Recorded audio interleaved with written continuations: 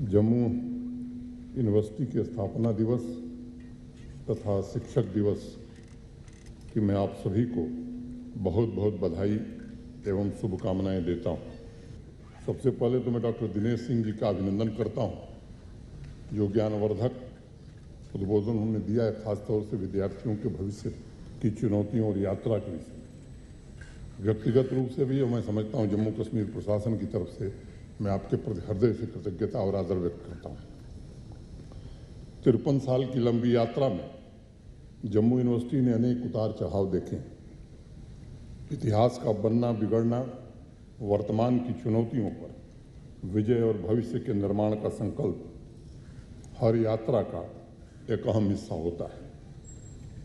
53 साल पहले यहाँ के 13 एकेडमिक डिपार्टमेंट्स में जो सिलेबस पढ़ाए जाते थे, आज वर्तमान में 40 एकेडमिक डिपार्टमेंट्स में नहीं पढ़ाए जाते हैं। और अगले 53 साल में जो सब्जेक्ट्स पढ़ाए जाएंगे, आज उसका अनुमान लगाना मुझे लगता है कि असंभव सा है। मित्रों, समाज और राष्ट्र के जीवन में परिवर्तन का प्रतिबिंब सबसे पहले विश्वविद्यालय परिसर में ही प्रारंभ होता है। परिसर कैंपस से बाहर निकलकर युवाओं को जिस प्रोफेशन में अवसर मिलेगा, वह प्रोफेशन 30 साल पहले जैसा नहीं था। आज 30 साल बाद जिस तरह के अवसर मिलेंगे, मुझे लगता है कि उसकी कल्पना हम में से बहुत सारे लोग इस सभागार में जो बैठे हैं शायद आज नहीं कर सकते। इसलिए सिर्फ देश में नहीं बल्कि विश्व के सभी यूनिवर्सिटी कैंपसेस में ये सतत परिवर्तन पहले भी हुआ है, आगे भी होगा। मैं मानता हूं कि अभी जो नेशनल एजुकेशन पॉलिसी माननीय प्रधानमंत्री जी के नेतृत्व में आई है, वो यूनिवर्सिटीज़ को रीडिफाइन करने में सफल होगी, सक्षम होगी। डॉक्टर साहब ने बहुत विस्तार से बताया है। कैंपस का मतलब केवल 4 दीवारें, 40 बेंच और प्रोफेसर साहब का टेबल नहीं है। शिक्षा का मतलब स्मृतियों का आदान प्रदान भी नहीं है, बल्कि ठीक कहा उन्होंने कि विद्यार्थियों के दिमाग की खिड़कियों को कैसे खोला जाए। ये अगर हम कर पाए तो मैं समझता हूँ ये सार्थकता तभी सिद्ध होगी। शिक्षक दिवस पर मैं आज सभी शिक्षकों से निवेदन करूँगा, आग्रह करूँगा कि इस दिशा में हमें आगे बढ़ने की ज़रूरत है। शिक्षा देने के बजाय नए विचारों को कैसे हम जागृत कर सकते हैं, उनके दिमाग की खिड़कियों को कैसे खोल सकते हैं। पहले वाले सांचे में ढालने की बजाय उनके विकास के लिए स्वतंत्र वातावरण कैसे पैदा किया जाए, अगर ये काम हम कर सके तो मैं समझता हूँ कि भविष्य में नए समाज के निर्माण और आने वाली चुनौतियों का सामना करने में हम सक्षम हो सकेंगे। डॉक्टर साहब ने बड़ा विस्तार से बताया है। पता नहीं पिछले हफ्ते कि इंडिया टुडे आप में से कितने लोगों ने पढ़ी है। अगर नहीं पढ़ी है तो मैं निवेदन करूंगा कि उसे जरूर पढ़िए। डॉक्टर साहब का एक बड़ा संक्षिप्त लेख उसमें छपा है। बड़ी बेबाकी से उसमें शिक्षा व्यवस्था और उसमें भी परीक्षा की जो व्यवस्था है, सूक्ष्म में संक्षेप में यहाँ बताया है उन्होंने, उसमें उन्होंने थोड़ा विस्तार से अपने विचार रखे। इसमें कोई शक नहीं है कि आज का युवा परीक्षाओं के बोझ तले दबा हुआ है। और डॉक्टर साहब की इस बात से मैं सहमत हूँ कि परीक्षा ऐसी होनी चाहिए जो विद्यार्थी की क्रिएटिविटी को बढ़ावे, उसके अंदर नई विजडम पैदा करे और उसके ज्ञान में वृद्धि हो सके। अगर दिमाग पर बोझ है तो उसमें नए बीज का अंकुरण हो ही नहीं सकता, और अगर नए बीज का अंकुरण नहीं होगा तो चेतना में किसी तरह का सवाल और संदेह पैदा नहीं होगा। जिस शिक्षा व्यवस्था में दिमाग में संदेह और सवाल न पैदा हों, मैं समझता हूँ वो शिक्षा किसी काम की नहीं हो सकती। 13-14 साल पहले एस्ट्रोफिजिक्स के एक प्रोफेसर ने अपनी एक सच्ची कहानी लिखी। एक यूनिवर्सिटी के किसी सेमिनार में उन्हें बुलाया गया। सेमिनार शुरू होने के 2-3 घंटा पहले ही वो पहुंच गए थे वहां। बगल में एक स्कूल था, वो वहां चले गए, अपना परिचय दिया और प्रिंसिपल साहब से कहा कि 5वीं कक्षा के बच्चों को मैं पढ़ाना चाहता हूं। प्रिंसिपल साहब बहुत प्रसन्न हुए और करीब 1 घंटे तक कक्षा 5 के बच्चों को उन्होंने सितारों के बारे में, आकाशगंगा के बारे में, ब्लैक होल के बारे में बताया। क्लास में 50 बच्चे थे, ध्यान से उन्होंने सुना और जब क्लास खत्म हुआ तो उन्होंने बच्चों से कहा कि मन में कोई सवाल है तो बेझिझक पूछ सकते हैं। आपको जानकर आश्चर्य होगा कि 50 बच्चों ने हाथ उठाए, एक भी ऐसा नहीं था जिसने हाथ नहीं उठाया और कई ने तो 3-3 सवाल पूछे। सवालों की झड़ी लगा दिया बच्चों ने। और उस प्रोफेसर ने लिखा है कि कक्षा 5 की इस क्लास के बहुत से बच्चों ने 2 घंटे तक सवाल पूछा और मैं उत्तर देता रहा। उसके बाद वो यूनिवर्सिटी पहुंचे और ग्रेजुएशन के छात्र थे, 3rd ईयर के छात्र थे। 30 विद्यार्थी थे। 1 घंटे की क्लास वहां भी उन्होंने लिया और अंत में उन्होंने स्टूडेंट से फिर वही सवाल दोहराया कि कोई प्रश्न है मन में तो बेझिझक पूछ सकते हैं। और उन्होंने आगे लिखा कि एक भी स्टूडेंट ने हाथ नहीं उठाया। उसने दोबारा रिपीट किया, फिर भी कोई हाथ नहीं उठा। बड़ा आश्चर्य हुआ। और फिर वो आगे लिखते हैं कि 8-9 वर्षों की यात्रा में ये कौन सा परिवर्तन विद्यार्थियों के बीच हो गया? क्या उनकी क्यूरियोसिटी समाप्त हो गई? संदेह समाप्त हो गया? सवाल खत्म हो गए? उसका थोड़ा बहुत उत्तर मुझे थोड़ा बहुत समझ में आया। डॉक्टर साहब के उद्बोधन के बाद मुझे लगता है ढेर सारे लोगों को ये बात समझ में आ गई होगी। आज शिक्षक दिवस पर सभी गुरुजनों से मैं कहना चाहूँगा कि कक्षा 5 के बाद अगले 10 सालों में किस ढांचे में हमने विद्यार्थियों को कैसे रूटीन में फंसा दिया है।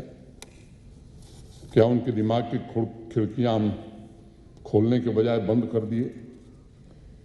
क्या यही हम बताएंगे कि 5 सब्जेक्ट पढ़ना है, अच्छी तरह से याद कर लो? क्यूरियोसिटी की जगह उनके माइंड को मेमोरीज का स्टोर हाउस बना दिया गया है और ये पूरी शिक्षा व्यवस्था एजुकेट करने के बजाय डिग्री प्रदान करने का महज साधन बन गई है। इस बात को याद रखना है, शिक्षा व्यवस्था सिर्फ डिग्री प्रदान करने की व्यवस्था नहीं है। सवाल करना आज के युग में स्टूडेंट के कमजोरी की निशानी बन गया है। स्टूडेंट के मन में अगर सवाल आएगा तो भी वो नहीं पूछेगा, क्योंकि वो जानता है कि जैसे ही सवाल पूछने के लिए हाथ उठाएगा वो हाथ क्यूरियोसिटी का स्किल न होकर वीकनेस का सिंबल बन जाएगा।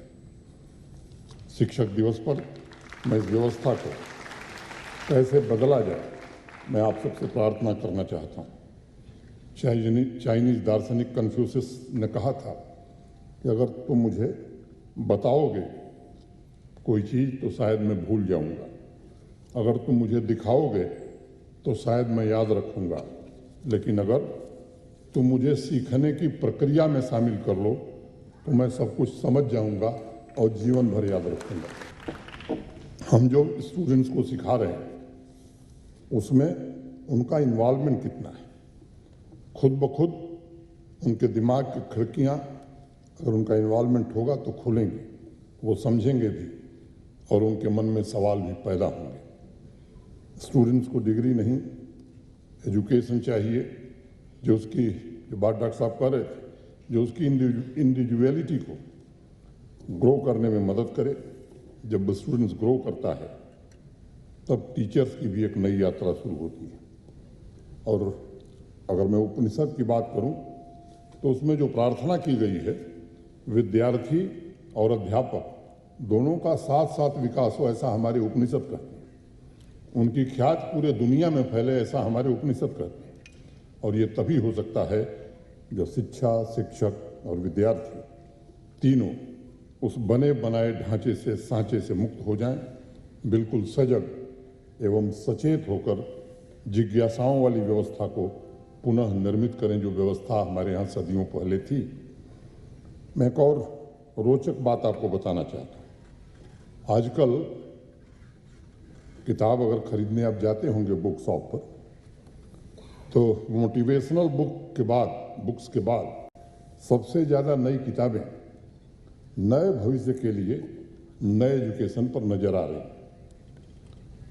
इस साल का 9वां महीना है और अभी तक 9 महीने में 70 से ज़्यादा किताबें इस विषय पर आ गई, जो नए क्लासरूम और यूनिवर्सिटी के नए स्वरूप पर अलग अलग दृष्टिकोण प्रस्तुत कर रही हैं।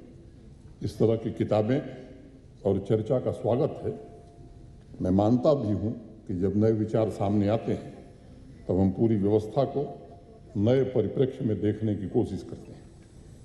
मुझे याद है, मैं हिंदू विश्वविद्यालय उमेश जी ने बताया, मैं पढ़ता था, ITBHU से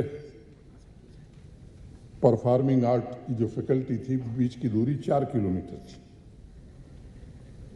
मुझे नहीं समझ में आता था कि ये क्या सिविल इंजीनियर होने का मतलब जीवन में संगीत का अभाव है या कुछ और वजह है कि हर एक फैकल्टी को दूसरे सब्जेक्ट की फैकल्टी से इतना दूर क्यों रखा जाए। ये फिजिकल डिस्टेंस का सवाल नहीं है। मुझे नहीं पता यहाँ इंडस्ट्रियल बायोटेक पढ़ाने वाले डॉक्टर BK बजाज और हिस्ट्री के प्रोफेसर श्याम नारायण साहब की हर रोज मुलाकात होती है या नहीं होती है, या फिर ह्यूमन जेनेटिक्स तथा डोगरी साहित्य के प्रोफेसर्स के बीच कभी संवाद होता है या नहीं होता है। अगर नहीं होता है तो हमें विचार करना होगा कि जिस एकत्व चिंतन की बात नई राष्ट्रीय शिक्षा नीति करती है उसे हम कैसे सिद्ध कर पाएंगे, वही भावना हम बच्चों में कैसे पैदा कर पाएंगे। अमेरिका के एक रिटायर्ड प्रोफेसर हैं डेविड हेल्फेन। उन्होंने 15 साल पहले कनाडा में एक क्वेस्ट यूनिवर्सिटी की स्थापना की और उनका मानना था कि 21वीं शताब्दी की चुनौतियों से निपटने के लिए और भविष्य में मल्टीटास्किंग के लिए स्टूडेंट्स को तथा फैकल्टी को चार दीवारी से मुक्त करना होगा।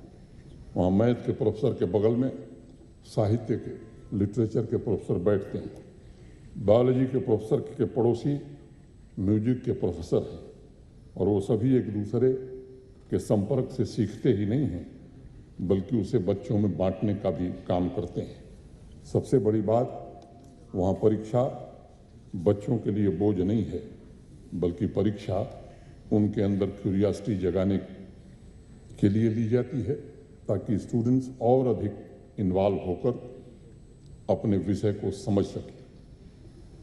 आज आज़ादी के अमृत कालखंड में जो नई शिक्षा नीति आई है, राष्ट्रीय शिक्षा नीति, जब जम्मू यूनिवर्सिटी जैसे शिक्षण संस्थान को सिर्फ डिग्री और कंपटीशन का संस्थान नहीं बल्कि क्यूरियोसिटी और कोलैबोरेशन का केंद्र अगर हम बना सकते हैं तो मैं समझता हूं कि ये जम्मू कश्मीर के लिए और उस पूरे क्षेत्र के लिए एक बड़ा योगदान होगा। जम्मू यूनिवर्सिटी अगर अपनी 53 सालों की यात्रा की सीढ़ियों को गिनना शुरू करेगी तो अनेक महत्वपूर्ण पड़ाव नजर आएंगे। एक पड़ाव मुझे याद है, 2020 में मैं यहाँ आया था, प्रोफेसर मनोज धर साहब वाइस चांसलर थे। स्पेशल पर्पज व्हीकल फाउंडेशन की उस समय स्थापना इस यूनिवर्सिटी में हुई थी। जम्मू कश्मीर यूनिवर्सिटी इस यूटी में startups, industry academic partnership, innovation तथा इंक्यूबेशन की संस्कृति को प्रमोट करने की दिशा में उस दिन एक महत्वपूर्ण फैसला यूनिवर्सिटी ने किया था। 27 नवंबर 2020 की बात है। एक और महत्वपूर्ण निर्णय उस दिन हुआ था, गुरु नानक देव चेयर की स्थापना भी की गई थी। ये निर्णय शिक्षा जगत के लिए एक संदेश था। राष्ट्रीय शिक्षा नीति के अनुरूप अतीत के अनुभव से, अपने नैतिक मूल्यों के खजाने से ज्ञान को आगे बढ़ाने की एक छोटी सी पहल थी। भारतवर्ष के संत, महापुरुष, बड़े बड़े वैज्ञानिक हमारे विकास की नींव हैं। 21वीं सदी के इनोवेशन उसका शिखर है अतीत से हमारा सफ़र शुरू होता है। अतीत हमारी सीढ़ी है, मंजिल नहीं है।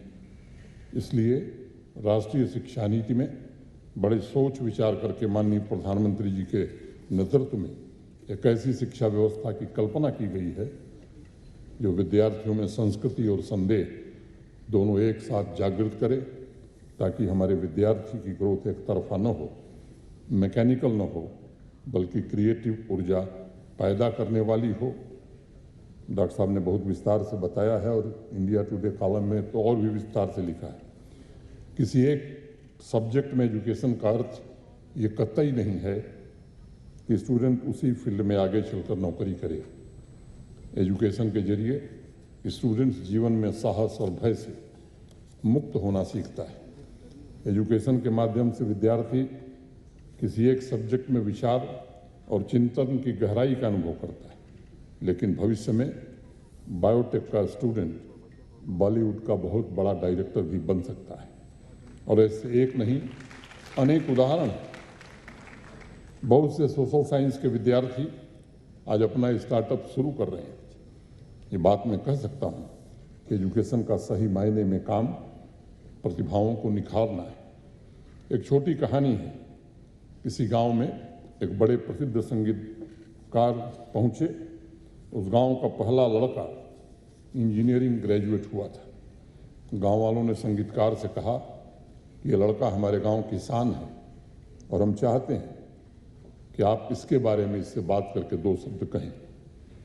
संगीतकार ने कहा कि जरूर कहूँगा, लेकिन पहले इस लड़के को आप 2 घंटे मेरे पास रहने दें।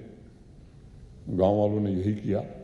जब 2 घंटे बाद वे लौटे और पूछा, बताइए हमारे गांव का पहला इंजीनियरिंग ग्रेजुएट कैसा लगा आपको? तो संगीतकार ने कहा, ये लड़का बड़ा अद्भुत है, क्योंकि इंजीनियरिंग की सालों की पढ़ाई के बावजूद इसके अंदर बाकी सभी प्रतिभाएं बिल्कुल जीवंत हैं। यहाँ तक कि वह संगीत भी उसी तरह से जानता है। इसलिए मैं मानता हूँ कि किसी एक सब्जेक्ट में ग्रेजुएट में सिर्फ उसी से संबंधित स्किल में निपुण हो ऐसा जरूरी नहीं है। विद्यार्थी में अन्य गुण भी हैं, प्रतिभा है, उसे निखरने का अवसर मिले। भविष्योन्मुख, मूल्य आधारित तथा महत्वाकांक्षी शिक्षा, ये 3 मुख्य बातें हैं। व्यक्तित्व की गरिमा को बढ़ाती हैं। जम्मू यूनिवर्सिटी के टीचर्स को सिर्फ स्टूडेंट्स के माइंड की खिड़कियों को खोलने की ज़रूरत है। राष्ट्रीय शिक्षा नीति जिन मूल्यों की बात करती है उसका सीधा मतलब है हर छात्र की अपनी गरिमा, गौरव है और हर छात्र अपने आप में बेजोड़ है। हमें ये ध्यान रखना होगा कि हमारी जो शिक्षा है वो सिर्फ बाहरी जगत नहीं बल्कि मन की पूर्णता को भी छू सके। हर विद्यार्थी कंपटीशन सिर्फ एक रेस का हिस्सा न बने, बल्कि उसे ऐसा अवसर दिया जाए जहां सफलता सिर्फ फर्स्ट डिवीज़न आना न हो, बल्कि अच्छे व्यक्तित्व का संपूर्ण विकास हो। कंपटीशन नहीं कोलैबोरेशन, टीचिंग नहीं इन्वॉल्वमेंट, ये अगर हम कर पाए तो भविष्य की चुनौतियों का मुकाबला करने के लिए हम नई पीढ़ी को तैयार कर सकेंगे। मैं शिक्षक दिवस पर सभी शिक्षकों से विनम्रतापूर्वक कहना चाहूँगा कि हमारी परंपरा में, हमारे समाज में आपका जो सम्मान है, समाज ने जो आपको सम्मान दिया है, दूसरे किसी प्रोफेशन को वो सम्मान नहीं मिला है। समाज की अन्य व्यवस्थाओं को अनेक लोगों ने निर्मित किया है। बाहरी आवरण तो कोई बना सकता है समाज का, लेकिन आंतरिक आवरण बनाने की क्षमता केवल आप में है, केवल अध्यापकों में है। उन सभी कार्यों के लिए टूल्स आप ही प्रदान करते हैं। सिर्फ आप ही व्यक्तित्व का निर्माण कर सकते हैं। इस बात को समझना होगा कि आप कोई रूटीन काम नहीं कर रहे, बल्कि भविष्य की, राष्ट्र की सामाजिक और आर्थिक व्यवस्था आप निर्मित कर रहे हैं। ये आप सभी की मेहनत का परिणाम है कि जम्मू यूनिवर्सिटी को पूरे देश में 56वीं रैंकिंग हासिल हुई है। देश भर में रिसर्च और प्रमोशन और साइंटिफिक एक्सेलेंस के लिए चुनी गई यूनिवर्सिटीज़ में से आज ये एक है। जैसा कुलपति जी ने कहा कि कुलपति जी और इनकी पूरी टीम ये कोशिश करेगी कि आने वाले समय में 20 विश्वविद्यालयों के अंतर्गत जम्मू विश्वविद्यालय की गणना हो। मैं अग्रिम शुभकामना देता हूं और उम्मीद करता हूं ये सफलता भी आप सब जरूर प्राप्त करेंगे। हमें ऐसा ह्यूमन कैपिटल निर्मित करना है जो भविष्य में राष्ट्र और समाज के लक्ष्यों को पूरा करने में सहयोग दे। एक बार पुनः मैं आप सभी को फाउंडेशन डे तथा शिक्षक दिवस की हार्दिक शुभकामनाएं देता हूं। आदरणीय दिनेश सिंह जी को हृदय से आभार उनका व्यक्त करता हूं, कृतज्ञता ज्ञापित करता हूं और उनसे अनुरोध करता हूं कि समय समय पर हमारी उच्च शिक्षा को मार्गदर्शन आप देते रहें। बहुत बहुत धन्यवाद। नमस्कार।